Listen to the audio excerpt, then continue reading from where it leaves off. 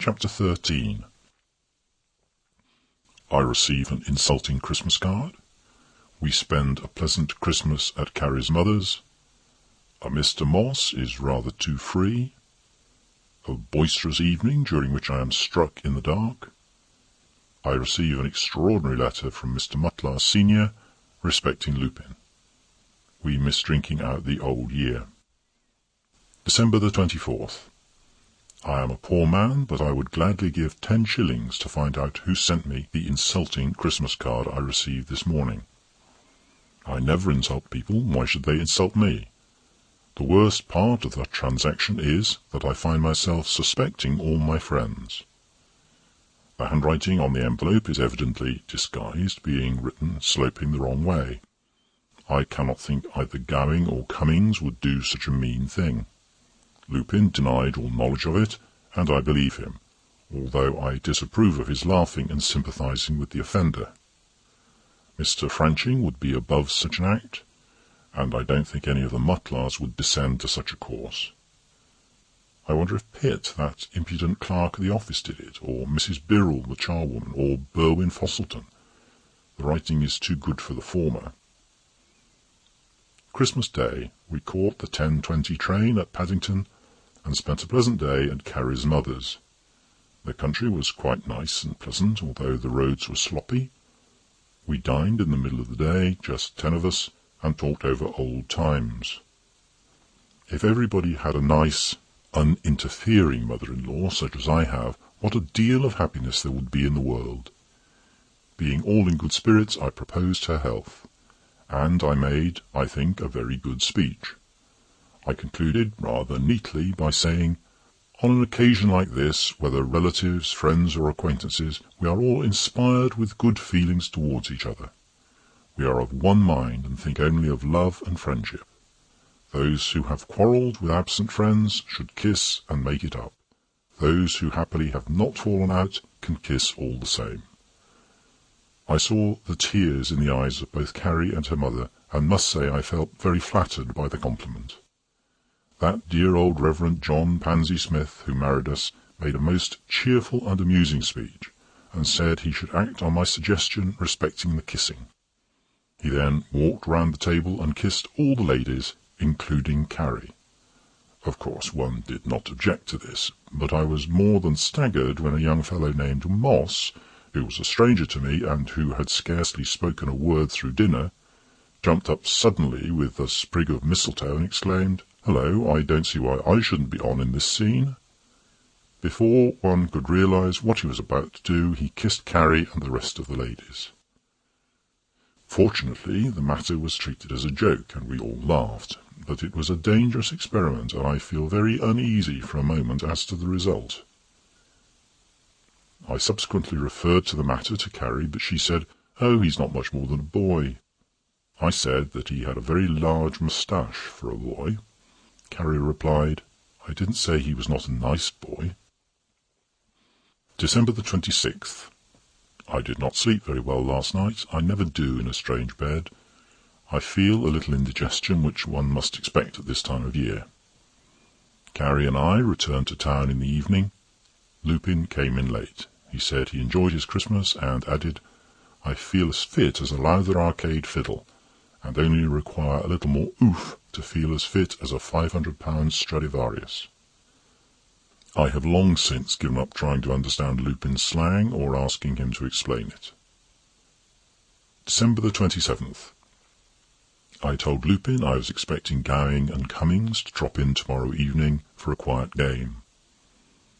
I was in hope the boy would volunteer to stay in and help me to amuse them, instead of which he said, "Oh, you'd better put them off, as I've asked Daisy and Frank Mutlar to come." I said I could not think of doing such a thing. Lupin said, "Then I will send a wire and put off Daisy." I suggested that a postcard or letter would reach her quite soon enough, and would not be so extravagant. Carrie, who had listened to the above conversation with apparent annoyance, directed a well-aimed shaft at Lupin. She said, "Lupin, why do you object to Daisy meeting your father's friends?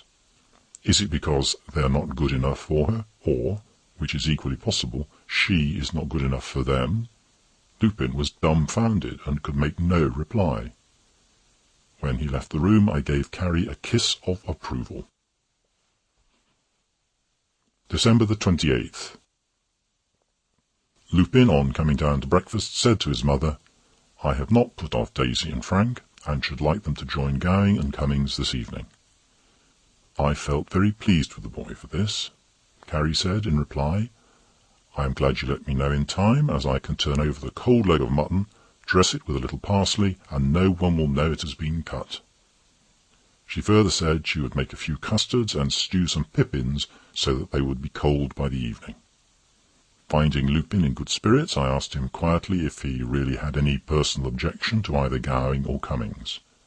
He replied, "Not in the least. I think Cummings looks rather an ass, but that is partly due to his patronising the 3 and 6 one-price hat company, and wearing a reach-me-down frock-coat.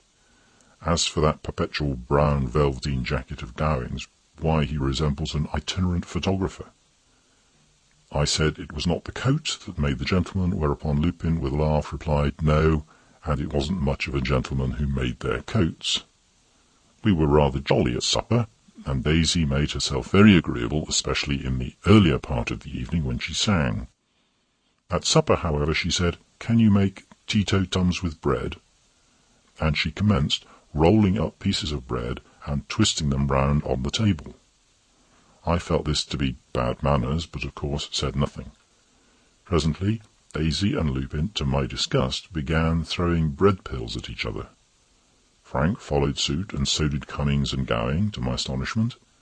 They then commenced throwing hard pieces of crust, one piece catching me on the forehead and making me blink. I said, "Steady, please, steady." Frank jumped up and said, "Tum-tum." Then the band played. I did not know what this meant, but they all roared and continued the bread battle. Gowing suddenly seized all the parsley off the cold mutton and threw it full in my face. I looked daggers at Gowing, who replied, "I say, it's no good trying to look indignant with your hair full of parsley." I rose from the table and insisted that a stop should be put to this foolery at once. Frank Mutler shouted, "Time, gentlemen, please, time," and burned out the gas, leaving us in absolute darkness. I was feeling my way out of the room when I suddenly received a hard, intentional punch at the back of my head. I said loudly, "Who did that?" There was no answer, so I repeated the question with the same result. I struck a match and lighted the gas. They were all talking and laughing, so I kept my own counsel. But after they had gone, I said to Carrie, "The person who sent me that insulting postcard at Christmas was here tonight." December the 29th. I had a most vivid dream last night.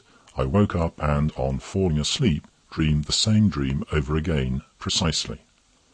I dreamt I heard Frank Mutlar telling his sister that he had not only sent me the insulting Christmas card, but admitted that he was the one who punched my head last night in the dark. As fate would have it, Lupin at breakfast was reading extracts from a letter he had just received from Frank. I asked him to pass the envelope, that I might compare the writing. He did so, and I examined it by the side of the envelope containing the Christmas card. I detected a similarity in the writing, in spite of the attempted disguise. I passed them on to Carrie, who began to laugh. I asked her what she was laughing at, and she said the card was never directed to me at all. It was L. Pooter, not C. Pooter. Lupin asked to look at the direction on the card and exclaimed with a laugh, "Oh, yes, Gov, it's meant for me." I said, "Are you in the habit of receiving insulting Christmas cards?" He replied, "Oh, yes, and of sending them, too." In the evening Gowing called and said he enjoyed himself very much last night. I took the opportunity to confide in him, as an old friend, about the vicious punch last night. He burst out laughing and said, "Oh, it was your head, was it? I know I accidentally hit something, but I thought it was a brick wall." I told him I felt hurt in both senses of the expression. December the 30th, Sunday. Lupin spent the whole day with the Mutlers. He seemed rather cheerful in the evening, so I said, "I am glad to see you so happy, Lupin." He answered, "Well, Daisy is a splendid girl, but I was obliged to take her old fool of a father down a peg. What with his meanness over his cigars, his stinginess over his drinks, his farthing economy in turning down the gas if you only quit the room for a second, writing to one on half sheets of notepaper, sticking the remnant of the last cake of soap onto the new cake, putting 2 bricks on each side of the fireplace, and his general outside halfpenny busness, I was compelled to let him have a bit of my mind. I said, "Lupin, you're not much more than a boy. I hope you won't repent it." December the 31st, the last day of the old year, I received an extraordinary letter from Mr. Mutler, Senior. He writes, "Dear Sir, for a long time past I have had considerable difficulty deciding the important question, who is the master of my own house, myself or your son, Lupin. Believe me, I have no prejudice one way or the other, but I have been most reluctantly compelled to give judgment to the effect that I am the master of it. Under the circumstances, it has become my duty to forbid your son to enter my house again. I am sorry, because it deprives me of the society of one of the most modest, unassuming, and gentlemanly persons I have ever had the honour of being acquainted with." I did not desire the last day to wind up disagreeably, so I said nothing to either Carrie or Lupin about the letter. A most terrible fog came on, and Lupin would go out in it, but promised to be back to drink out the old year, a custom we have always observed. At 11:45 Lupin had not returned, and the fog was fearful. As time was drawing close, I got out the spirits. Carrie and I, deciding on whisky, I opened a fresh bottle. But Carrie said it smelt like brandy. As I knew it to be whisky, I said there was nothing to discuss. Carrie, evidently vexed that Lupin had not come in, did discuss it all the same, and wanted me to have a small wager with her to decide by the smell. I said I could decide it by the taste in a moment. A silly and unnecessary argument followed, the result of which was we suddenly saw it was 12:15, and for the first time in our married life we missed welcoming in the new year.